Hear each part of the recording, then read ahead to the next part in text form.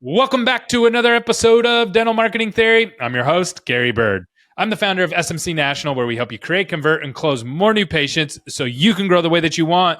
But you can't grow if everybody is all over the place with all of your technology and you're being hacked. And this is becoming a more common problem, especially as people are trying to grow and scale their practices. You not only have people from the outside trying to break into your practices, but you got people inside of your practices that don't know how to operate the softwares that you have because they're not connected with each other. Today, I have Pedro Becker, who's the CEO of Becker Alliance, and he's going to share his journey of how he got into the dental industry, which is pretty cool, by the way. You're going to hear a lot of cool stories. But then he's also going to tell us how they actually bring things together as an IT company, and he's going to share what's going on in the world of being hacked. Right now, it's absolutely crazy. People are being hacked all the time, and there's some things that you can do to protect yourself that cost dollars, literally, and most people don't know about it. So you're going to want to stay tuned for this one. I promise you it's going to bring you a ton of value. Stay tuned. How are these people getting my team members' information and then tying it back to me? Information warfare at its worst, my friend. So we went all in. I left the government and built the largest dental call center in the United States. We went from 0 to 300 employees, from 0 to 30,000 square feet. They find my information out there, right? I have like dental insurance and I have all these things that have been hacked and that information's out there. So they find me. They say, okay, this guy has a company that he runs. He has a team, big team underneath him. And then they then go through maybe the website and start trying to find those people's information. And then they just start texting a bunch of them. All right, Pedro, I'm excited to have this conversation. Just a quick backstory for our listeners. We had a podcast that we did a while ago. It did really, really well. You had some really hot takes, and I didn't give you enough time. Like, I needed to do a longer form podcast with you. So I'm excited to have you on today. And the first thing I want to ask you is, tell me how you got into the dental industry. Yeah, Gary, thanks for having me on again. I really appreciate that, seriously. And thanks for putting all the great podcasts you put on. You've made me into a listener, so thank you for that. Seriously. That's awesome, man. Thank you. That means a lot to me. Build that relationship. Yeah, so my story is probably a little bit different than others, but maybe similar in some ways. Been in tech 20-something years. Started off my career very simple. Went in the military. I started in the Marine Corps for 6 years, and that's where I really got into tech. Got out of the Marine Corps, had my first job, Clear Channel Worldwide. During that time is really, I think, what molded me to who I am today. And the only reason I say that is you're exposed to worldwide projects, things that just make you or break you. During that time, obviously, I'd been going to school and had my undergrad and my grad degree. But I ended up doing really cool things, done some worldwide projects with Google. With Google, we allowed business to businesses to create their own radio commercials to play anywhere in the world. They'd go to Google's homepage. Obviously, there was some FAA things, and it'd be quality assurance. Top line revenue of that was $14 million a month. Wasn't I just myself, but it was part of a very big team. So that was really fun. That's so cool. That's what you call global, digital transformation, what I would call it. It's a global shift. It also eliminated, unfortunately, 500 positions on the sales side. The second thing we did was with Apple. This shows my age, so please don't hold it against me, okay? But do you remember those iHomes, the little iHome radio? Mm-hmm. Apple iHome? For the viewers that do remember that, there's what a year little was that? button. Roughly what year did those come out? Oh, God. Maybe like mid-2000s, maybe 2005, 2004. iHome radio. I don't know when they got rid of them though. But they had this little button on them. It was like a radio, and you're always listening to different. Even if you heard a certain song, you'd be listening to a different version of a song, a clean version, a bad version, whatever. Right? There was a button on it. It was called tag. You would tag that song and you would buy it. You would buy it through Apple, but Clear Channel Worldwide had the rights with the back then with the artist. So it really solved some major issues and allowed viewers to buy the song right then and there with one click. That's really, I think, where things really started to become fun, when you really understand efficiencies and go to market and things like that. Hey, sorry to interrupt the show, but I want to make sure that you're going to DICOMA 2024. It's July 10th through the 12th. And guess what? We are going to be speaking on the main stage, and we're going to be hosting a boot camp as well. And we want to give away some free tickets. So how do you win these free tickets? You go to smcnational.com.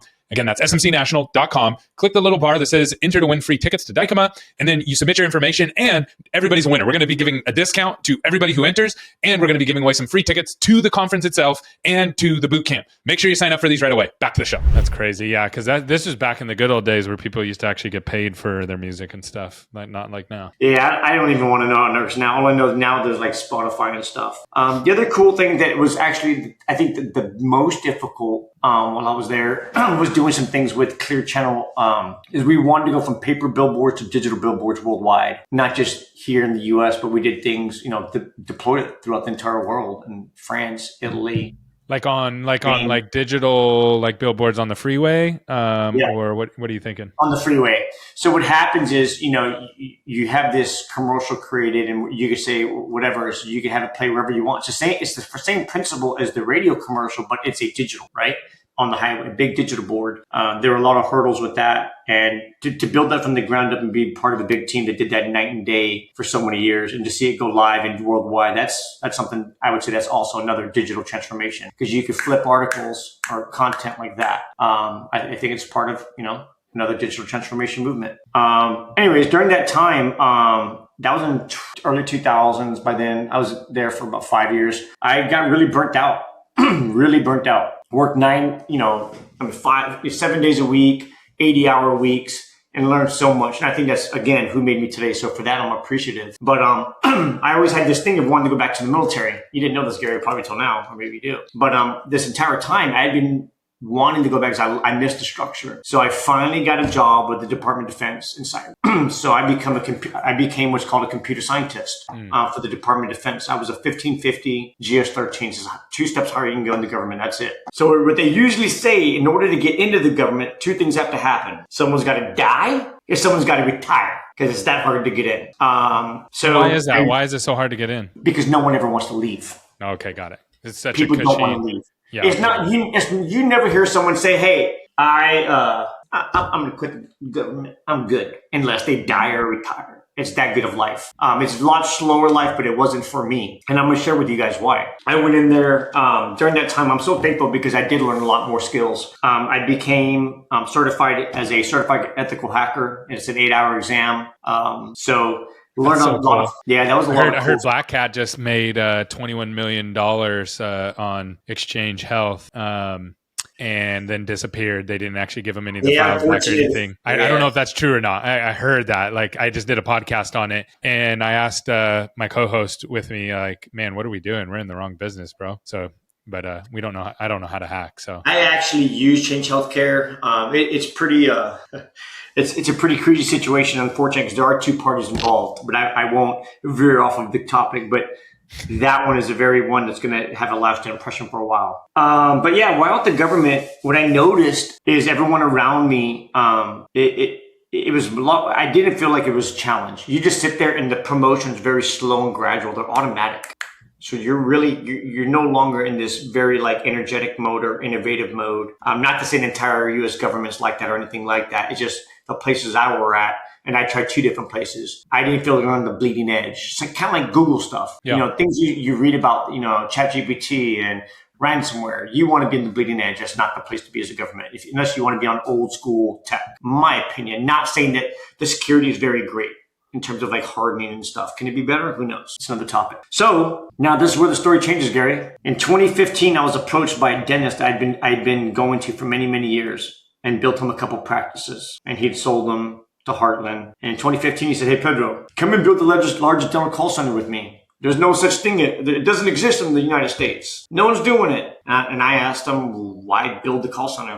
And he said that he needed one because he built some offices and they're absentee owned. And he said, "Bam, I need people here." Yeah. So we started off with something very small, but and we proved the concept. And then we said, "Okay, you've proved the concept to me." And I asked friends of mine in the government. I said, "I proved the concept.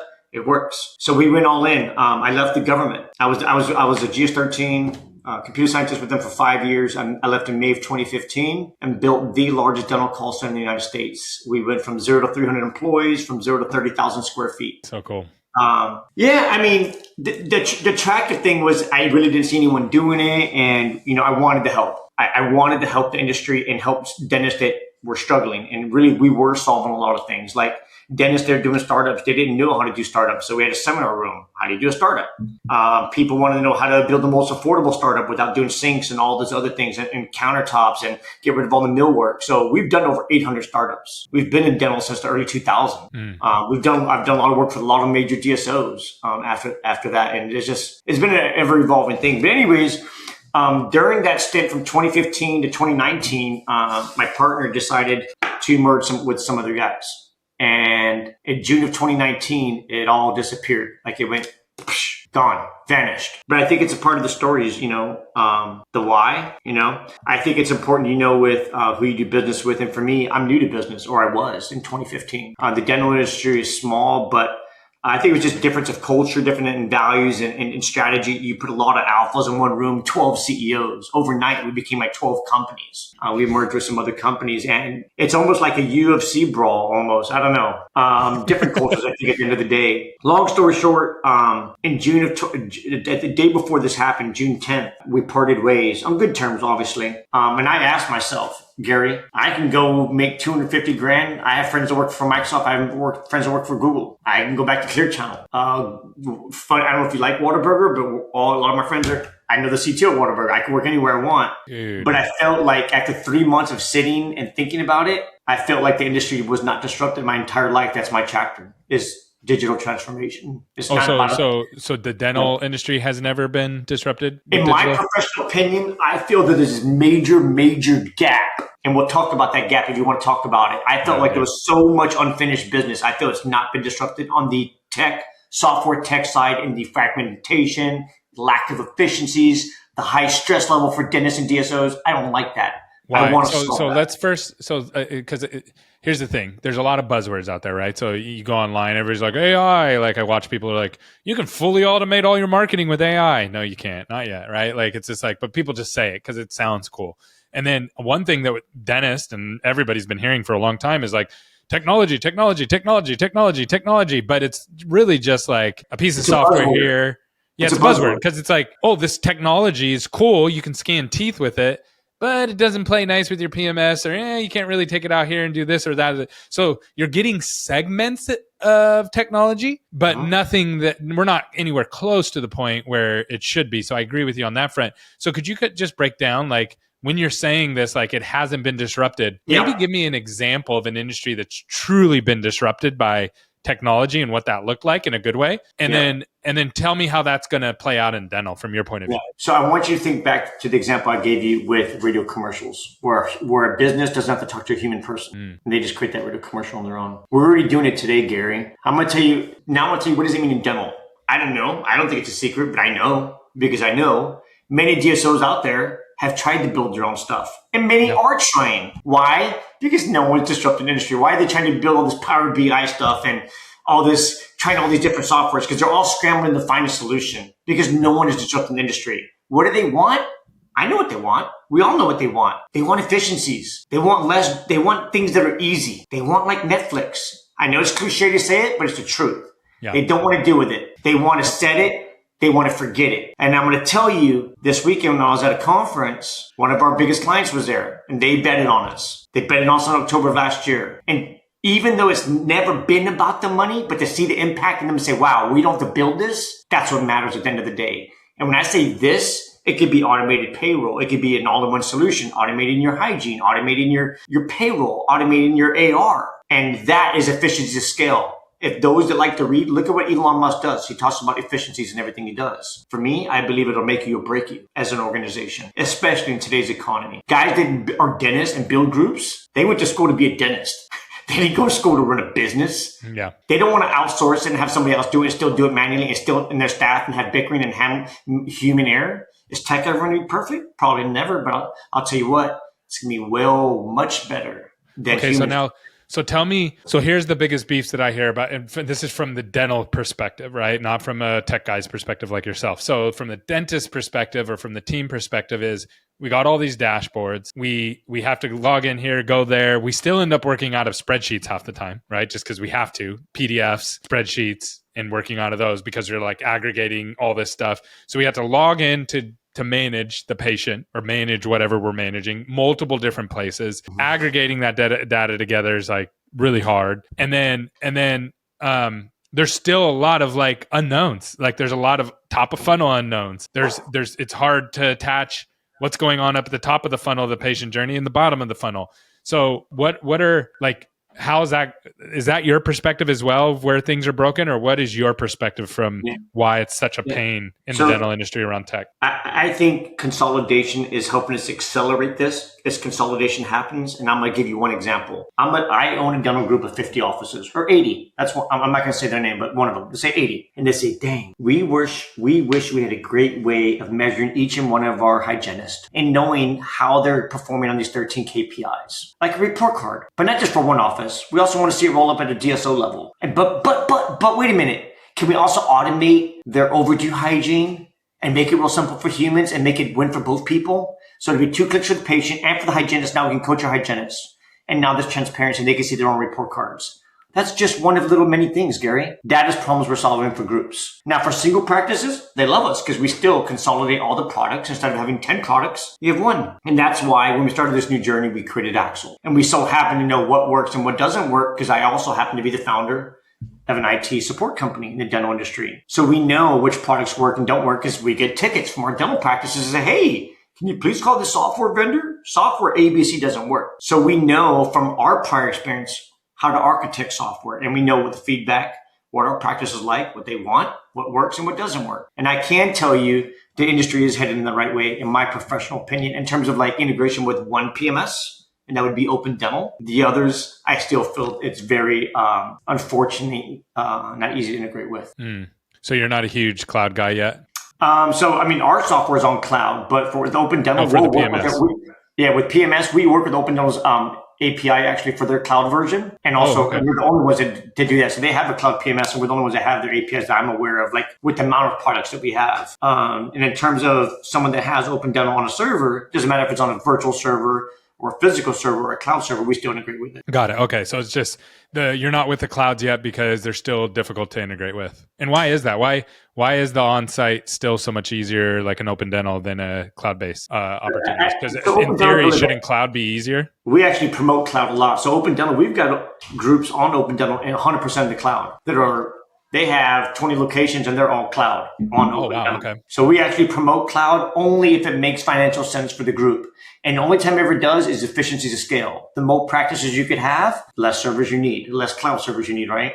We actually have a very, very close relationship with AWS. That's Amazon Web Services. Got it. Okay. Sorry. So let's keep this train moving along. I was just curious about that. Yeah, no worries. So, who we are today, Gary, it's real simple. There's about 40 of us worldwide. We have no debt, no burn rate. It's just pure investing into our teammates, our culture, our people, and our practices, maintaining that very high ethical standard. We have the first team we have is a team that travels the country and does startups. We've done over 800 startups. For any dentist that needs an IT company to give them pricing that cannot be matched, we meet them all the time. And we do them. Actually, the guys are leaving tomorrow to do another one. We do about 3 to 4 of them per month. We've been doing that since the early 2000s. Then we have the IT help desk team that's open 6 days a week, Monday through Saturday. We're spread throughout the entire United States, from East Coast to West Coast. We continue to hire and strategically place our engineers where our most populated cities are. We love it. In terms of pricing, we love being the most competitive because we want to deliver the most value. Just so the audience is aware, and this will help me too, is like, what are you actually helping people with? Like what? So if let's pretend I'm a dentist. I own 10 practices. They're all separate brands, all GP, all on-prem, for my PMS. Why should I know who you are? And like, why should I get excited about that? Yeah. I think if you want to have minimal downtime and you want your team to not be bugging you and you're stressed about technical issues, if you have issues with your server, your internet, anything that's software, technology related, you want a one-stop shop where you say this team can deal with anything and they're going to stand behind your brand. You want to give Zenith Dental IT a call. It doesn't matter if your internal cameras don't work, your practice management software, your imaging, your CBCT. So it doesn't matter if your phones don't work. We're a one-stop shop. If you don't want to get hit with ransomware, if you want something that's proactive, and we talked about ransomware earlier about, Change Healthcare, we also use EDR, endpoint detection response. We're more of a proactive team. We're going to reach out to you before you know there's a problem. A lot of our practices are very shocked when we call them on our Saturday and Sunday because we're proactive. So pretty much we're a one-stop shop for IT support for dental practices. That's strictly what we focus on with Zenith Dental IT. Got it. And then are you helping me bring order from all the chaos of all my everything that I got going on? Like, are you helping me actually bring that together, or is that like a separate company? Yeah. When you say, are you talking about software recommendations, or what are you talking about? Yeah. So let's say I'm like, yeah, I got this PMS, and then I got this CRM over here, and then I got this patient communication software over here, and then I have this other platform that records all my calls so I can listen to them and make sure my team's doing a good job. And then I have this like coaching platform, and then, you know what I mean? Like on and on. I'm sure I'm missing a ton of them. And so I got all these these platforms. Do you help Dream? Oh, and then I got spreadsheets, and then I got dental intelligence, and then I have, and I'm still missing information, right? So how do you help streamline that, or is that like a separate kind of company? Yeah. So Zenith doesn't have any like consulting fees or anything like that. I think one thing that's important, Gary, is, having met over 20, 30,000 dentists face to face in my career, since the early days, whenever you try to offer someone or any dentist a product, I think trust is earned, rapport is earned. So it's a very fine line of when and how you advocate for a product. What we've done is something a little bit different.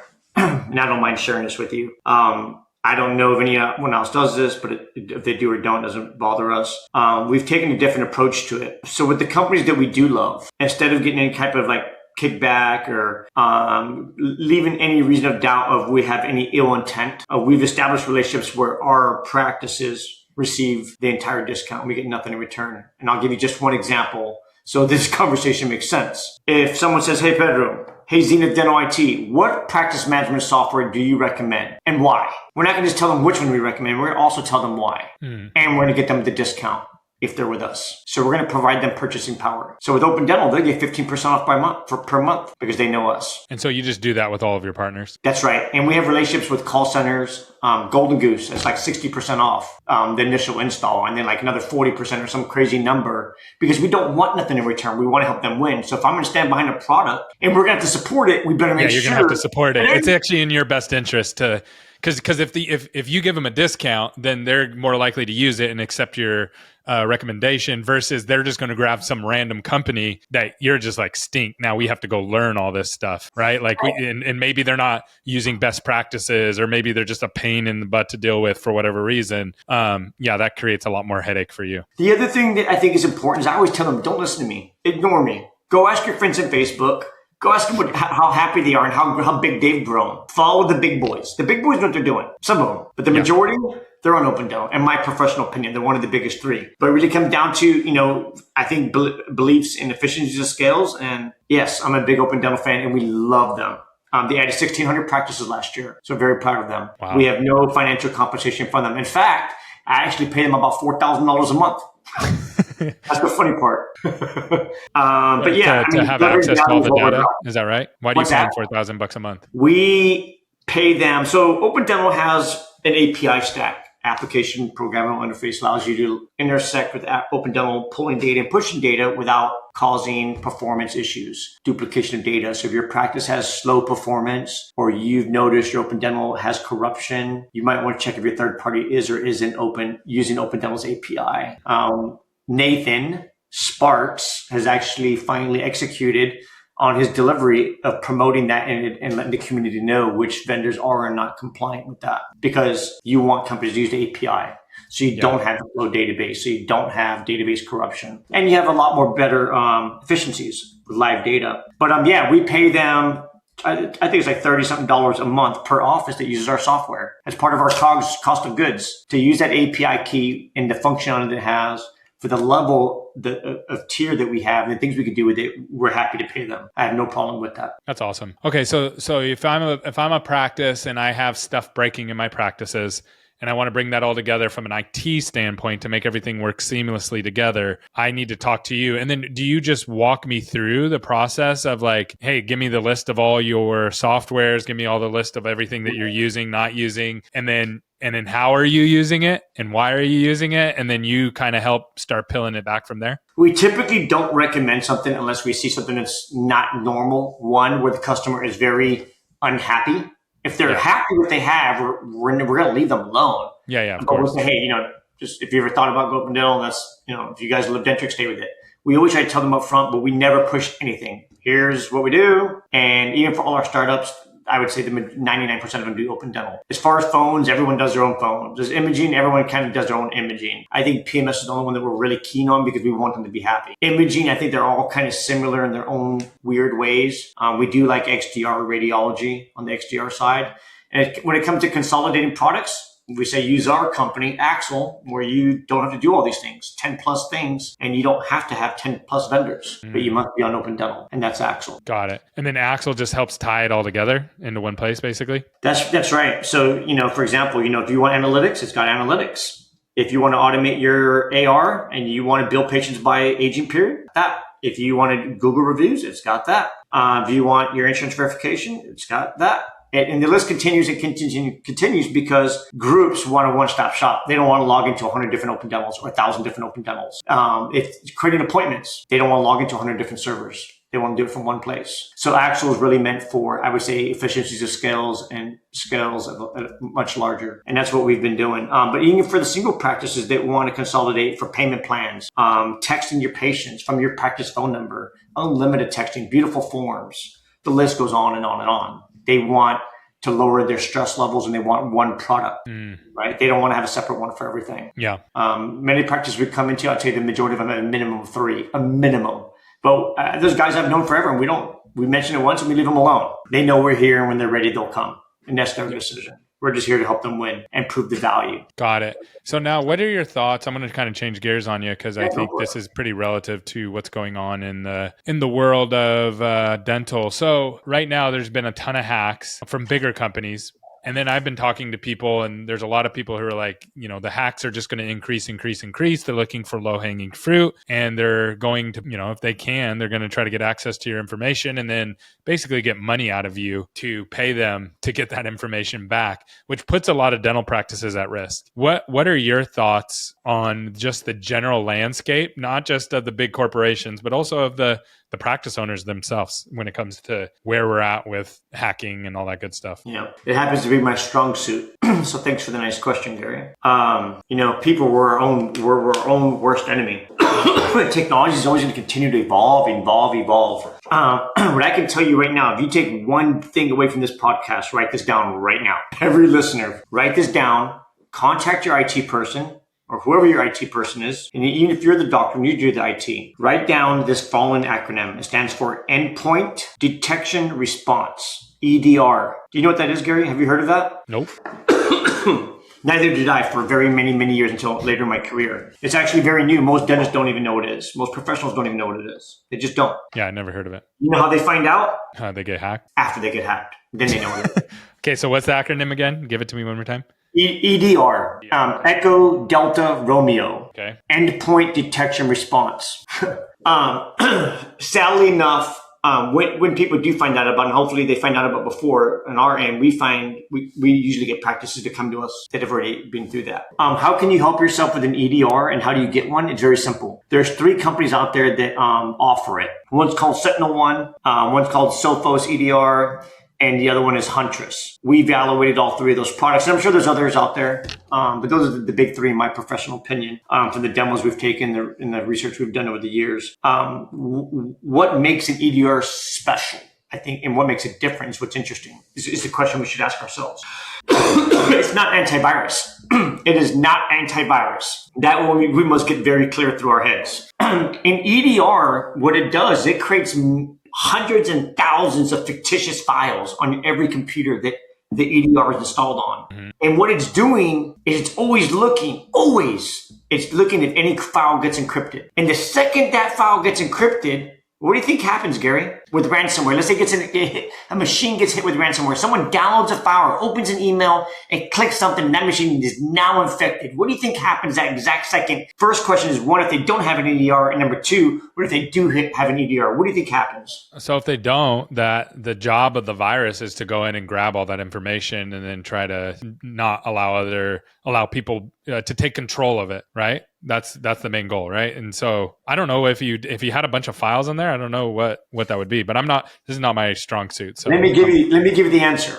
Okay. If you do not have an EDR, I don't care if you have 1 office or if you have 100, or if you're like, unfortunately, Change Healthcare, if all your locations are connected with one another, every single computer and server will be encrypted without a shadow of a doubt within milliseconds. Yeah, so they have access to everything, right? Every single computer, every single database, every single file will be encrypted and you will not be able to open it on every single device that does not have an EDR. Okay, so now how does having an EDR that has a bunch of fake files or a bunch of like duplicate files, how does that protect you? Say that question again? You said the EDR creates a bunch of files. That's right. How does that protect you? Right. So it creates what's called ransomware canaries. Canaries is CANARIES. Canaries. Ransomware canaries. So the scenario is, now you have an EDR, and the EDR creates these fictitious files, these real files that are hidden files. And the second the EDR sees that your machine is encrypted, it's not only encrypting, the ransomware is not only encrypting the fake files, it's also encrypting all of your data. But what does EDR do about it is the question. And I'm going to tell you, it takes that device and it isolates it so it doesn't impact every single computer in every single location. Ah, got it. Okay. So it's like grabbing it. It's like grabbing it and it's moving it to protect your other computers. It pulls it and it only allows it kills everything on it. It only allows it to communicate with the EDR. And you also get, which really every listener wants this, when you talk to an EDR, make sure they also have a SOC, which stands for a Security Operations Center. You want to make sure you get a live phone call and a text from a real call center that's 24 hours, 7 days a week, 365 days a week. And if you want to use a company we use, I don't care. Look them up. They're called Huntress. Good shout out for them. Okay. And the cool thing is you call your general liability company, say, hey, I now have an EDR solution. What's my discount? Because you're now a lower liability. Thank you, Zenith IT. We love you. So basically what it does is it mitigates my risk. So how many dentists have an EDR? The dental industry, what percentage of the dental industry has an EDR? Yeah. Gary, if I knew the answer, I'd be lying to you. I mean, there's... If you had to take a stab at it, is it 10%, 50%? Like if you had to take a stab, just from all the doctors that you've talked to about this, how many of them had it? How about that? That's an easier one for you to do. Without knowing factual data, just on people and things I've seen in the industry over the years, I would be shocked if it was 20% of the industry had an EDR. Okay, so that makes a lot of sense. I don't think people know. Yeah. Okay. And then what are people doing about it? Like what's the next steps to actually get this? Is it like just like a huge cost that people don't want to do this, or what's the hang up on it? Is it education? So tech world is no different than the dental industry when it comes to economies of scale. The bigger your IT partner is, the bigger discount they get, and that's how they determine your pricing. So whoever your IT company is, pick up the phone and say, hey, what pricing can I get for your EDR? Or do you even have an EDR? If not, ask your IT to call Huntress and tell them to get signed up, or tell them to get demos with all the EDR vendors out there and pick whoever they want, because you want that. Don't wait until your data is encrypted and you're down for 3 weeks and losing billions of dollars or millions of dollars and you're out of business. Don't do it. Yeah. And then what's the cost to it? Is it super expensive? I'll tell you our cost. So for our size, we have close to 4,000 plus devices. I think we're close to maybe 5,000, 4,500 devices. When I say devices, that's computers and servers throughout the United States. We're getting it about $2 and some change. No markup. The practices are getting it. And everything's live. It's automated. It gets on their invoice. They see the exact cost and they see the exact number of devices they get. So $2 per device it's about $2 and some change. Don't quote me on it, but maybe $2. Yeah.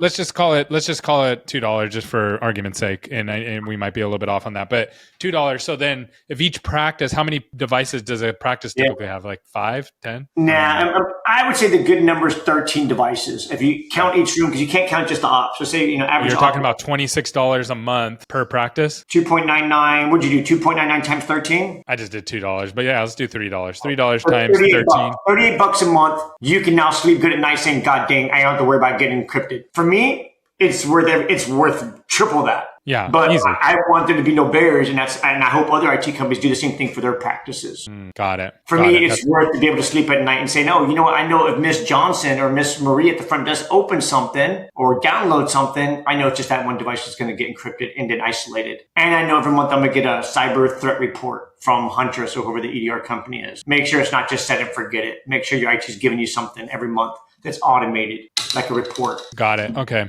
And then what else should people be thinking through? Like you said, like someone opens an email, that could happen. Here's the thing I don't like about the whole hacking thing. A lot of times people get in through weird little ways that are not like hacking. It's more like phishing, right? Like they get somebody to text them their password, or, I get these texts all the time. They're like, "Hey, Gary, you just made a huge purchase on Amazon for $1,000. Would you like a refund? Or we want you to authorize it." You know what I mean? And I'm like, "Nope, I'm not, I'm not touching that, bro." Or how about the one where they email your head of accounting, they say, "Hey, can you wire me $5,000? I need it right now. I'm out of state with my family." And the accounting trusts the person, their CFO, which really being impersonated, and they just wired $5,000. Yeah. Or I've seen people get them with the gift cards. I've had people email my team members, text them, "Hey, this is Gary. I'm throwing a party for someone. I don't want to tell you who, because you'll know who they are. That's and I'm going to need this much in gift cards." And then people text me, or they Slack me actually. And they're like, "Gary, did you send this? It didn't sound like you. And I thought you had an iPhone." And I'm just like, "No, it's not me." We have a company-wide policy now because it got out of hand, where it's just like, I will never text you. If I'm going to ever ask you for anything, it's going to be in Slack or something like that. Yep. So I've got some good feedback for you, Gary. I hear you loud and clear. So this one takes a little bit of human effort, and there's a prong to it, right? So there's a two-step approach to it. One is a proactive approach. You want to implement security measures on the email side.